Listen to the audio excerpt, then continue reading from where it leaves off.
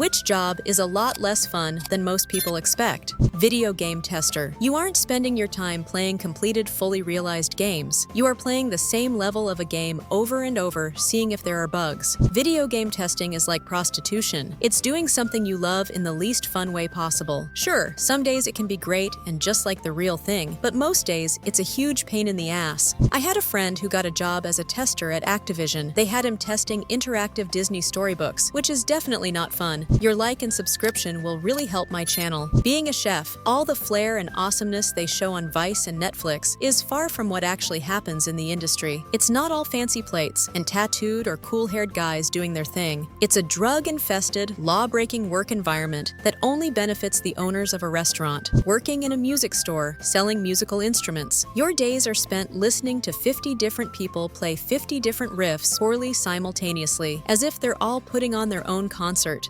Zookeeper. Don't get me wrong, it's awesome to be around so many amazing animals and care for them, but the smells are ridiculously, insanely foul. I have a really strong stomach, and it's still tough for me. We've had some interns quit over it. I was warned about the smells when getting into the field, but thought, oh, I've volunteered at animal shelters. I know what animal stink smells like. Nope, not even close. Which smell the worst? Big cats. Out in the open, it's not so bad, but in places like rain shelters, it's just awful. Otters. I don't think I know a single person who works with otters who's not bothered by the smell. They have super strong musk and smear it everywhere. Managing a dog hotel. Breaking up dog fights. Dogs shitting in the lobby, and the occasional awful owners. Demolition. Everyone wants to break shit with a sledgehammer. Everyone is tired of lifting that sledgehammer by 5 swings. Nobody wants to load the broken stuff into bags or a wheelbarrow and take it to the dumpster. After reading through this thread for 20 minutes, I've concluded that every job sucks. Game master at an escape room. It's the same repetitive script, resetting the same stuff,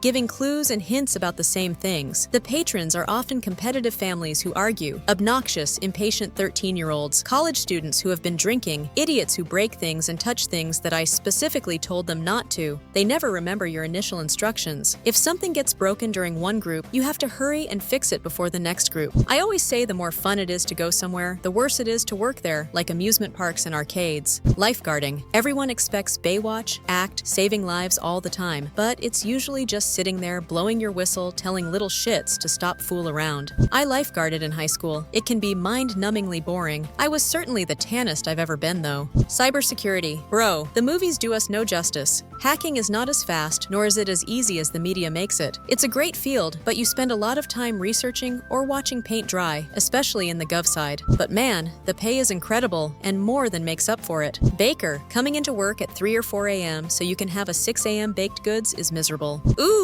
you must love the way you smell when you go home. Nope, I go home smelling like burnt oven. Working at a Charles Dickens fair is interesting, but not incredibly fun. It is hard to stay in character, and people get so mad when they see the Alice in Wonderland area. Yeah, we know it's not Charles Dickens, but we can't have a kids' play area in the world of Oliver Twist, okay? Haha, if it's Dickens style, then the kids' play area is a coal factory. Bar bouncer. Hours of tension and boredom interrupted by moments of adrenaline, fueled fear for your life. Then some asshole pukes cheap booze on your shoes. Being a writer. I always thought it was my absolute dream job, but the only job I could get after college was working in a content mill as a blog writer. I used to work 70-hour weeks, staring at the computer in a basement of an old bank, writing bullshit articles about the dangers of mold, fence cleaning, and why you need a commercial awning, and the dream turned into a nightmare. I write adult fan fiction as a side hustle. After a certain point, it's just like writing a paper, except you have to keep thinking of different synonyms for a penis. Paleontologist. You don't get to work with full dinosaur skeletons and do all kinds of awesome expeditions. You're mostly sitting at a desk looking at some pictures and logging stuff on your computer, maybe examining a fossil occasionally. If you're lucky, you can go on a real dig and OMG spend hours in the hot sun dusting off rocks. Acting. All the ones we see on TV and movies are the 0.0001% of incredibly lucky and talented people who manage to thrive in a hostile and overcrowded industry. And even when you are working, the actual job itself is 99% sitting on apple crate in hot makeup, waiting for some grips to move a lighting fixture. Then you say 3 lines over and over again for an hour, and then you wrap. I'm a marine biologist. I've spent the last week not conquering the oceans, but measuring defrosted fish heads. Lawyer. No, it isn't like they show on TV. Hey, finally case is before the judge. Crap.